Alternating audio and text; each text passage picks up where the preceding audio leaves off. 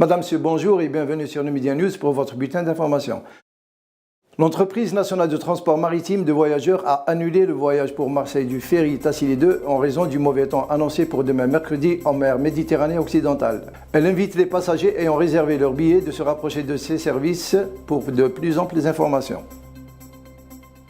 Le ministre des Affaires étrangères iranien, M. Mohammed Javad Zarif, a rejeté mardi les accusations sur l'échec des pourparlers nucléaires proférées par le secrétaire d'État américain John Kerry, relayé par Laurent Fabius, ministre des Affaires étrangères français. M. Kerry a accusé Téhéran d'être responsable de l'échec d'un accord sur le dossier iranien en échange d'un assouplissement des sanctions lors des négociations de Genève avec les puissances occidentales.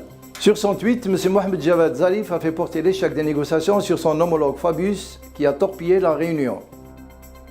La Chine et les États-Unis ont débuté mardi une manœuvre militaire au large de l'île d'Hawaï à balles réelles. C'est la première fois que la Chine envoie ses troupes aux côtés d'Américains pour participer à des exercices militaires conjoints en vue de suivre une formation en cas de tremblement de terre dans un pays tiers-mondiste, selon une source des affaires étrangères chinoises.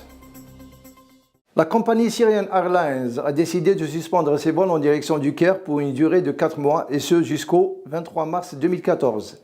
Avec cette décision, les vols seront suspendus entre Damas et le Caire. Egyptair avait informé de suspendre ses vols depuis déjà 4 mois pour prémunir la sécurité de ses passagers et ses avions en raison des combats qui se déroulent parfois aux abords de l'aéroport international de Damas.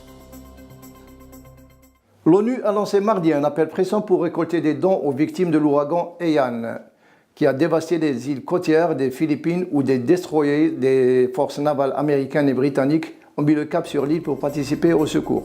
Le président Benigno Aquino, qui s'est rendu à Tacloban dimanche, a annoncé le déploiement des militaires dans cette ville qui a subi les plus gros dégâts. Le chef d'État envisage d'y imposer la loi martiale ou l'état d'urgence pour empêcher les pillages. Dans les zones les plus touchées, 15 000 soldats philippins ont été dépêchés. L'UNICEF a déjà envoyé 60 tonnes de matériel de santé et de survie. Le programme alimentaire mondial de l'ONU a annoncé l'envoi de 40 tonnes de rations énergétiques ainsi que des fournitures d'urgence et des équipements de télécommunication. Le gouvernement de la République démocratique du Congo et les rebelles congolais du M23 ont échoué à signer à Kampala, en Ouganda, ce lundi 11 novembre, le tant attendu accord de paix. Cet accord devait formaliser l'engagement des rebelles à mettre fin à leur insurrection qui a duré plus de 10 ans, quelques jours après leur défaite face à l'armée congolaise dans le Kivu. Voilà, c'est la fin de notre édition. Merci de l'avoir suivi. Excellente journée à vous. Au revoir.